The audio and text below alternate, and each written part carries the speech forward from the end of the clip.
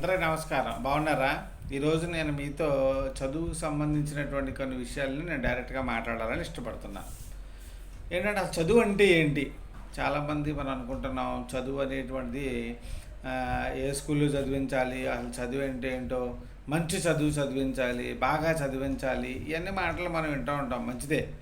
School విషయంలో ఎటువంటి చదువుని మనం చదివిస్తే మనం పిల్లవాడికి న్యాయం చేసినటువంటి వాళ్ళం అవుతాం అనేటువంటిది ఈరోజు నేను మీతో చెప్పాలనుకుంటున్నాను. ఒక ఇల్లును మనం నిర్మించాలంటే ముందు మనకు కావాల్సింది ఏంటి అంటే ఫౌండేషన్ వేయాలండి. ఫౌండేషన్ లేనటువంటి ఇల్లు ఏదైనా కూడా పడిపోద్ది. మంచి ఫౌండేషన్ కోసం ఈ రోజుల్లో ఇప్పుడు చాలా ఎత్తు ఫౌండేషన్లు వేస్తున్నారు. కొంతమంది స్ట్రాంగ్ ఫౌండేషన్లు వేస్తున్నారు. రెండు రకరకాల ఫౌండేషన్స్ అనేటువంటివి మనం చూస్తున్నాం. నేను ఫౌండేషన్ని 3 భాగాలు చేశాను. Nursery, LKG, UKG. నర్సరీ అనేటువంటిది దాన్ని నేను ఏం చేశాను అంటే అక్షరాలు, అది తెలుగే కానీ ఇంగ్లీషే కానీ ఏవైనా కూడా అక్షరాలన్నీ పూర్తిగా రావడం నర్సరీలో.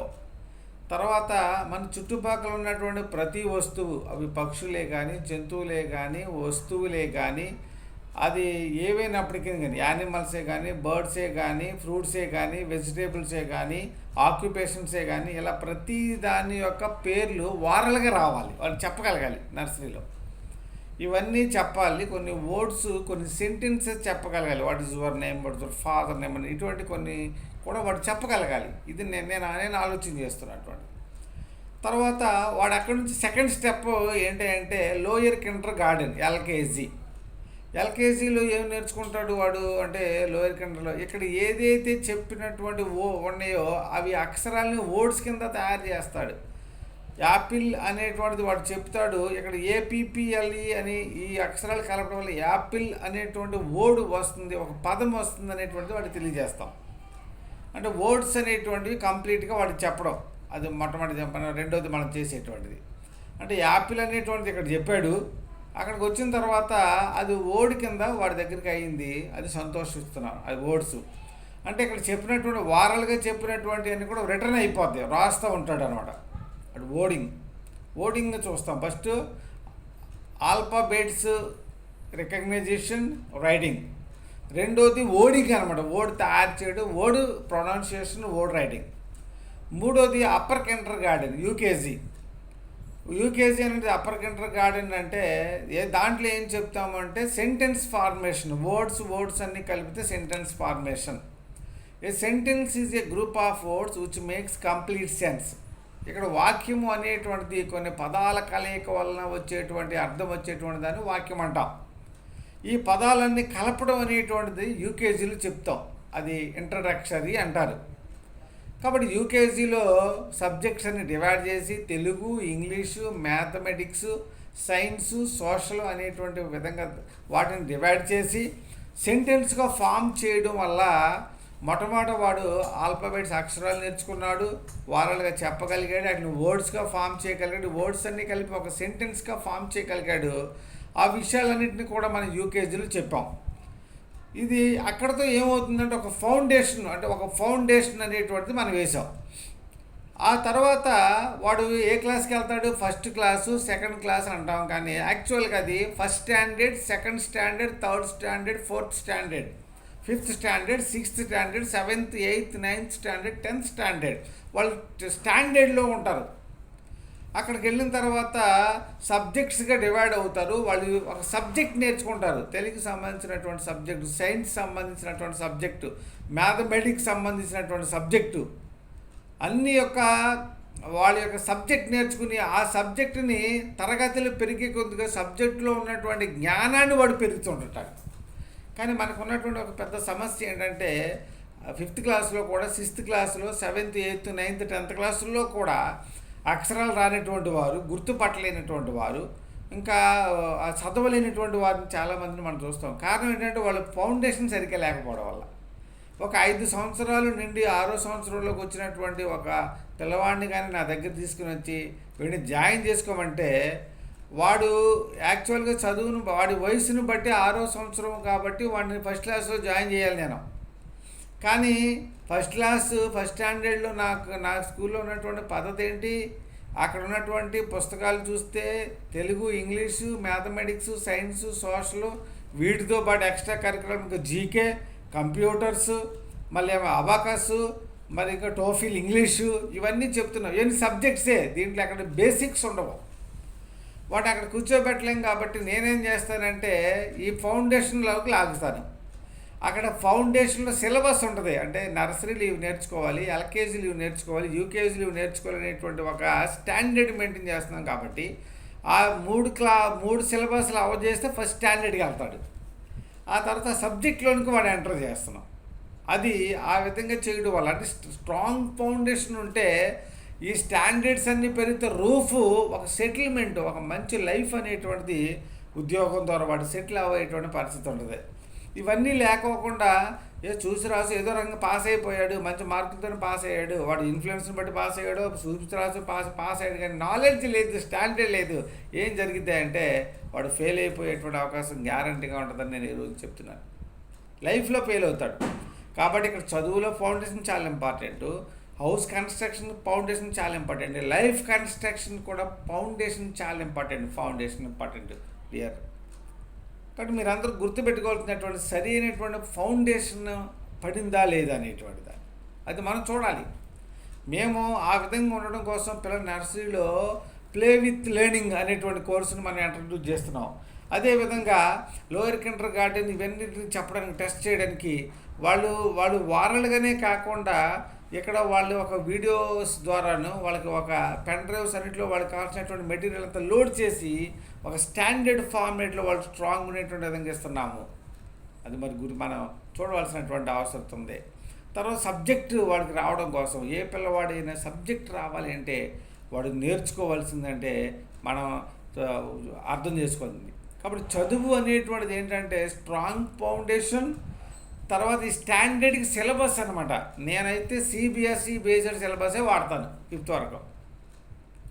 సిబిఎస్ఈ బేస్డ్ సిలబస్ వాళ్ళకి అందించే విధంగానే చూస్తాను. అంటే సిలబస్ ఎక్కడి నుంచి వస్తుందంటే మంచి పుస్తకాలను బట్టి సిలబస్ వస్తుంది, మంచి స్కూల్ని బట్టి చదువు రాదండి. స్కూలు ఎలా ఉంటాయి దాని గురించి కాదు, కానీ నువ్వు పెట్టినటువంటి బుక్స్, మనం తినేటువంటి ఆహారం, 5 స్టార్ హోటల్కి వెళ్ళావు తప్పలేదు, లేదా అన్ని రకాలు ఉన్నటువంటి హోటల్కి వెళ్ళావు నువ్వు, గుడ్, దాని మీద కాదంటలేదు, మంచిదే. అయితే అన్ని రకాలైనటువంటి హోటల్కి వెళ్ళి నువ్వు కేవలం ఒక వాటర్ తాగేసేసి వచ్చేసి కండలు చూపించి నా కళ్ళు బండలు ఎలా ఉంది అన్న అంటే సరిపోద్దా? అక్కడ తినవలసినటువంటి ప్రోటీన్స్ ఫుడ్ కానీ, అక్కడ మినరల్స్ కానీ, నీకు బాడీ కావాల్సిన ఐటమ్స్ అని నువ్వు తీసుకుంటేనే కదా నీకు ఆ శక్తి వచ్చేటువంటిది. ఎక్కడ ఉన్నావు అనేటువంటిది కాదు, ఏం తిన్నావు అనేటువంటి పట్టాడు. గుడిసెలో ఉన్నటువంటి వాడు ఇవన్నీ తీసుకుంటాడు, బలవంతంగా ఉంటాడు. నువ్వు స్టార్ హోటల్లోకి ఇలా తీసుకోకపోతే బలవంతంగా ఉండలేవండి. అదే నేను చెప్తున్నాను. కాబట్టి సిలబస్ అనేటువంటిది బుక్స్, పుస్తకాలు, ఆ బుక్స్ని మేము ఫస్ట్ స్టాండర్డ్ అంటే ఒక బెస్ట్ స్టాండర్డ్ బుక్సే పెడతాను తప్ప ఎప్పుడు కూడా నేను మామూలు బుక్స్ పెట్టిన దాఖలాలు లేవు, అయ్యే పెడుతున్నాను. తర్వాత మనకు ఉన్నటువంటి మరొక డౌట్ నేను మీకు ముందుకు తీసుకుని వస్తున్నాను, డిసిప్లిన్ అండి. పిల్లవాడికి డిసిప్లిన్ చాలా అవసరం. డిసిప్లిన్ అంటే అల్లరి చేయకూడదు, వాడు మట్టిలోకి వెళ్ళకూడదు, బురదలో తిరగకూడదు, తర్వాత పేరెంట్స్ చెప్పినటువంటి మాట వినాలి, బాగుండాలి, అలా చేయకూడదు, ఇలా చేయకూడదు అనేటువంటి ఆలోచన చేస్తుంటాం కదా మనం. అదే డిసిప్లిన్ అనుకుంటాం కదా, నిజం చెప్పండి, అదే కదా మనందరం అనుకునేటువంటిది. కోర్స్ అది డిసిప్లిన్ అయి ఉండొచ్చు, కానీ డిసిప్లిన్ పోవడానికి ఈ రోజుల్లో స్కూల్లో కూడా డిసిప్లిన్ పిల్లవాడిని పెట్టలేకపోవడానికి ఒక కారణం ఉందండి. ఏంటంటే భూతం ఉంది మన ఇంట్లో. మీ ఇంట్లో భూతం ఉంది, మా ఇంట్లో కూడా భూతం ఉంది, తెలుసా సంగతి? భూతాల్లో మనం బతుకుతున్నాం, భూతం అనేటువంటిది. ఆ భూతం ద్వారా ఇప్పుడు మీకు మెసేజ్ పెడుతున్నాను నేను. ఏంటా భూతం అంటే? ఆ భూతం అంటే చెప్పమంటారు, సెల్ ఫోన్ అనేటువంటి భూతం మీ మధ్యన ఉందండి. ఈ సెల్ ఫోన్ని పిల్లల్ని తినేస్తుంది, పాడు చేసేస్తుంది, నాశనం చేసేస్తుంది. అది మీరు గుర్తించట్లేదు. పిల్లవాడు మెంటాలిటీలు అన్నీ మారిపోయినాయి, ఐడియాస్ మారిపోయినాయి, ప్లాన్స్ మారిపోయినాయి, రకరకాల ఆలోచనలు వాడు చేస్తున్నాడు. కారణం ఏంటంటే టైం అంతా కూడా వేస్ట్ చేస్తున్నాడు. స్టడీ రూమ్స్ లేవు, స్టడీ అనేటువంటి లేవు. వాట్సాప్, ట్విట్టరో, ఇన్స్టాగ్రాము, ఫాలోవర్స్, ఈ సోదులో పడిపోతున్నాడు. తర్వాత పబ్జీ గేమ్స్, తర్వాత ప్రీఫైడ్ గేమ్స్ అంట, రకరకాల గేమ్స్, బెట్టింగ్స్ కాడికి వచ్చేసారు చిన్న చిన్న పిల్లలు. ఇవన్నీ కారణం ఎక్కడి నుంచి వచ్చిందండి? సోషల్ మీడియా ఇవన్నిటిని కూడా ప్రచారం, సెల్ ఫోను. నేను స్ట్రిక్ట్గా చెప్తున్నానండి, నా స్కూల్లోకి వచ్చే ఏ పిల్లవాడైనా సెల్ ఫోన్ వాడితే నేను ఊరుకోను. అలా ఎంకరేజ్ చేసేటువంటి పిల్లవాళ్ళని కూడా నేను ఒప్పుకోను. ఆ స్టూడెంట్ని నేను ఉండను, పంపించేస్తాను. ఇప్పుడే చెప్తున్నా, నా స్కూల్కి వచ్చేటువంటి వాళ్ళు సెల్ ఫోన్ వాడకూడదు. ఇది ఫస్ట్ రూల్. ఎవరు వాడడానికి నేను ఒప్పుకోను. I don't want allow anybody should use the cell phone in my surrounded area. My premise is not only my school. The student, wherever he go, that is also he is in my premises. వాడు వాళ్ళ ఇంటికి వెళ్ళని, ఒకడు ఊరు వెళ్ళని, ఎక్కడికి వెళ్ళని, వాడు వెళ్ళిన చోట నా ఇంపాక్ట్ ఉండాలి. కానీ ఎవడో హీరో ఇంపాక్ట్, ఎవడో సోషల్ మీడియా వాడు, ఎవడో పెద్ద వాడు ఇంపాక్ట్ ఉండి బొచ్చు గత్తు వేసేసుకుని గీకేసుకుని రకరకాల పోజులు కొట్టుకోకుండా వచ్చేటువంటి పేరెంట్స్ ఎంకరేజ్ చేస్తే వాళ్ళు నాకు అవసరం లేదు. నాకేదో 250 మంది ఉన్నారు, ఇంకా తగ్గిన 150 మందికి నాకు హ్యాపీగానే చెప్తాను. 15 మంది ఉన్నాం మేము చెప్పడానికి. మనిషికి 10 మంది వేసుకుని చక్కగా నీట్గా చెప్పాలని ఆశపడుతున్నాం. ఇంకా కష్టపడుతున్నప్ప వెళ్ళిపోయారు కదా, అయ్యో పాపం ఇంకేంటని బాధపడను నేను. ఎందుకంటే నా నేచర్ అది. ఎప్పుడు కూడా కంగారు పడేటువంటి అవకాశమే లేదు. వాళ్ళకి బెస్ట్గా చెప్పాలనేటువంటి విధానంలోనే ఉంటాం తప్ప మేము ఉంటాము. కాబట్టి సెల్ ఫోన్ని మీరు ఎంకరేజ్ చేయకండి. ఇంకా కొంతమంది డిసిప్లిన్ పోవడానికి కారణం మీరేనండి. అవి మీరు అర్థం చేసుకోవాలని నేను ఈ వీడియోస్ ఇవన్నీ చేస్తున్నా. ఏంటంటే సార్ పిల్లవాడు ఈరోజు యూనిఫామ్ వేసుకు రాలేదండి, ఉతికారండి, ఊరు వెళ్ళి వచ్చారండి. మంచిదేనమ్మా. మరి మనకు సైనికులు ఉన్నారు, పోలీసు వారు ఉన్నారు. ఎస్పీ గారి దగ్గరికి వెళ్ళేటప్పుడు కానీ, లేకపోతే వారి కమాండర్ దగ్గరికి వెళ్ళేటప్పుడు కానీ, పిఎం గారి దగ్గరికి వెళ్ళేటప్పుడు, సీఎం గారి దగ్గరికి వెళ్ళేటప్పుడు టోపీ పెట్టుకోకుండా, యూనిఫామ్ లేకోకుండా వాడు హోదాలోనికి వాళ్ళు వెళ్ళినప్పుడు వాళ్ళు సంతోషిస్తారా? అలా వెళ్ళగలుగుతారా? ఒప్పుకుంటారా? ఉద్యోగాలు వచ్చి తీసి పడేస్తారు. స్కూలు అక్కడ ప్రిన్సిపాల్ ఉంటారు, టీచర్లు ఉంటారు, వాళ్ళకంటే పెద్దవాళ్ళు ఉంటారు కదా, వాళ్ళ దగ్గరికి మీరు వెళ్ళినప్పుడు మీరేం చేస్తారు? యూనిఫామ్ సరిగ్గా వేసి పంపించరు. సరైన యూనిఫామ్ ఉండదు పిల్లలకే. యూనిఫామ్ అంటేనేమో మేము ఎక్స్క్యూజ్ చేయమంటారు. తర్వాత వాడికి ఏమో ఈరోజు సరిగ్గా యూనిఫామ్ వేసుకు రాలేదండి, నుంచోబెట్టకండి. ఎంత అండి దాని బతుకు? ఆ పిల్లలు రోజుకి 40-50 రూపాయలు కొనుక్కుంది తింటున్నారు, ఫ్రైడ్ రైస్లు తింటున్నారు, చెత్త చెదారం అంతా తింటున్నారు. కానీ యూనిఫామ్ మాత్రం కొనరు. వాళ్ళు డబ్బులు వేరే రకంగా ఇస్తారు, కానీ ఎలా ఖర్చు పెట్టరు. పేరెంట్స్ మెంటాలిటీ చూడండి. టై పెట్టుకోరు, బెల్ట్ పెట్టుకోరు, షూ వేసుకోరు. ఇవన్నీ ఎందుకు వేసుకోవాలి అంటే వాడు ప్రిపేర్ అవుతున్నాడు కాబట్టి పెట్టాను నేను. షూ వేసుకుని, టై పెట్టుకుని, బెల్ట్ పెట్టుకుని వాడు ఒక సైనికుల్లాగా స్కూల్కి వస్తూ ఉంటే వాడికి అప్పుడు స్టూడెంట్ అనేటువంటి ఫీలింగ్ వస్తుంది, స్కూల్ అనేటువంటి గౌరవం వస్తుంది. అయ్యో ఇలాగ వెళ్ళాలి అనే ప్రిపరేషన్ ఉంటుంది. రేపొద్దున ఫ్యూచర్లో కూడా వాడి ఇంటికి కావాల్సినటువంటిది, భార్య కావాల్సినటువంటిది, కుటుంబానికి కావాల్సిన వాటన్నిటిని కూడా వాడు సమకూర్చుకుంటాడండి. అందుకే కదా యూనిఫామ్ వాల్యూ అనేటువంటిది. ఒకే రకంగా ఉండడం కాదు, సిద్ధపడడం. Is preparing himself for the battle of the life, battle of education, anything it may be. You entering out the battle field. నువ్వు బ్యాటిల్ ఫీల్డ్కి వెళ్ళావంటే నువ్వు సన్నద్ధంగా వెళ్ళాలి. ఏదో తీసుకుని వెళ్ళిపోతే కుదరదు. దట్టి అయినటువంటి వాడు, ఒక ప్రణాళికబద్ధకంగా వాడు కానీ పని చేయకపోయినట్లయితే వాడు యుద్ధానికి పనికిరాడు. నువ్వు కూడా అంతే. నువ్వు సరిగా లేకపోయినట్లయితే నువ్వు అవన్నిటిని మీరు పేరెంట్స్ ఎంకరేజ్ చేసినా కూడా వేస్ట్ అయిపోతున్నారు. అది గుర్తుపెట్టుకోండి. డిసిప్లిన్ ఎక్కడ పోతుంది? మీరే ఎంకరేజ్ చేస్తున్నారు. చదవపోయినా సార్ హోంవర్క్ చేయలేదు, ఏం చేయమంటారు? ఈరోజు పోనివ్వండి. స్కూల్ ఉన్నప్పుడు వాడిని ఊరికి తీసుకెళ్తాం, ఫంక్షన్లు తీసుకెళ్తాం, మానేయమనడం. నువ్వు ఇచ్చిన లోకుని బట్టి డిసిప్లిన్ మా దగ్గర రాలేదా? నేనేం చేయను. నీ దగ్గర బాగానే ఉన్నప్పుడు హ్యాపీగానే ఉన్నావు. నీకు ముద్దులు పెట్టినప్పుడు, మీరు చెప్పినప్పుడు, నువ్వు చేసినప్పుడు బాగానే ఉన్నాడు. కానీ నీ కోపం వచ్చినప్పుడు మాత్రం స్కూల్ మీద పడతావా?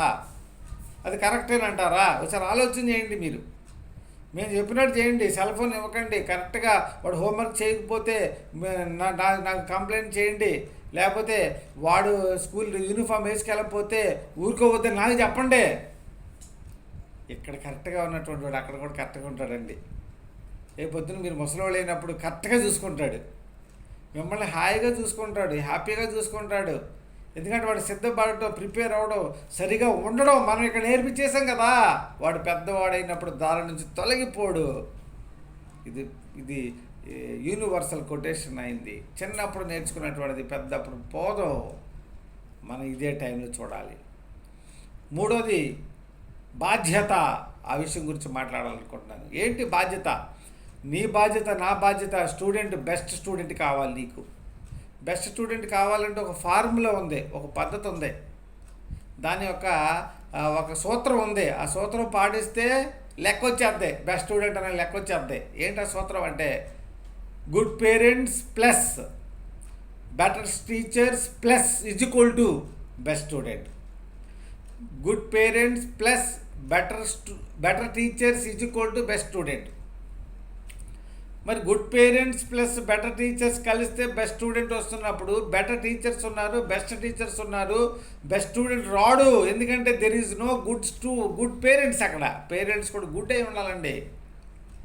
Good parents, better teachers. స్టూడెంట్కి మంచి స్టూడెంట్ రావాలంటే పేరెంట్స్ పాత్ర ఉండాలండి. అక్కడ పేరెంట్స్ పిల్లల కోసం కొంత వెచ్చించాలండి. డబ్బులు కడుతున్నారు, కాదంటలేదు. అవి కొంటున్నారు, ఓకే. మంచి స్కూల్ కోసం వెతుకుతున్నారు, దానికోసం ఆశపడుతున్నారు, నేను ఒప్పుకున్నాను.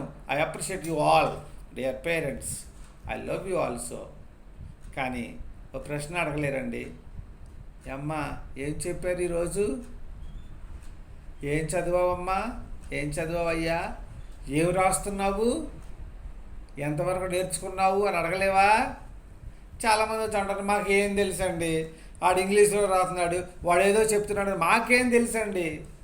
అంతా మీరు చూసుకోండి. నా దగ్గర ఉండి 4 గంటల వరకు నేను చూసుకుంటానయ్యా. ఆ తర్వాత సెకండ్ సాటర్డే అంటాడు, సండే అంటారు, ఆ పండుగ ఈ పండుగ, ఆ స్ట్రైకు ఈ స్ట్రైకు, నీకు జ్వరం వద్దే, నాకు జ్వరం వద్దే, మీకు పండుగలు వస్తాయి, పబ్బాలు వస్తాయి, మళ్ళీ మీకేమో ఫంక్షన్లు వస్తాయి, పక్కింటి వాళ్ళకి ఏదన్నా అయితే ఈడు బాగా అన్నీ ఇవన్నీ పోను. కరెక్ట్గా జరిగితే 220 రోజులు స్కూల్లో ఉంచుతాను నేను. మరి మిగతా 145 రోజులు, 46 రోజులు, మళ్ళీ ఇటు మానేసిన 26 రోజులు, 160 రోజులు నీ దగ్గర నాశమైపోతున్నాడు కదా. నీకు బాధ్యత ఉండొద్దా? నువ్వు అడగొద్దా? నా కంప్లైంట్ చేయొద్దా? ఏంటండి కొంతమంది అంటారు, సార్ మీకు అత్తమాలు ఏం చెప్పండి. నేను ఆ విజయరాజు ఆ టైం కాదండి. మీరు 100 సార్లు కంప్లైంట్ చేస్తే మీరు అంత మంచోళ్ళు అనుకుంటాను. నేను సరిదిద్దుకుంటాను. నేను తప్పు అనుకుంటే సరిదిద్దుకోవాలండి, అది నా ఆశ. వాళ్ళందరినీ కూడా అలా చెప్పని టీచర్ని నేను ఉంచనండి, వెళ్ళిపోమని చెప్తాను. నాకు అవసరం లేదమ్మా, నేనే చెప్పుకుంటాను అంటాను. ఏ సబ్జెక్ట్ అని చెప్పగల కెపాసిటీ నాకు ఉంది కాబట్టి నేను చెప్పుకుంటానమ్మా, మీరు వెళ్ళిపోండి అని వాళ్ళని పంపించేస్తాను తప్ప వాళ్ళని సమర్థించనండి. మనకు బెస్ట్ స్టూడెంట్ కావాలంటే మీరు గుడ్ పేరెంట్స్గా మారండి. మీ బాధ్యతను మీరు నెరవేర్తించండి. కడుతున్నారు మంచిదే, వదిలేకండి, అక్కడితో వదిలేకండి. పిల్లలకు కూడా సహాయం చేయండి. మీరు బాధ్యత కలిగి ఏం చెప్తున్నారని అడగండి. తేడా వచ్చినప్పుడు నన్ను నిలదీ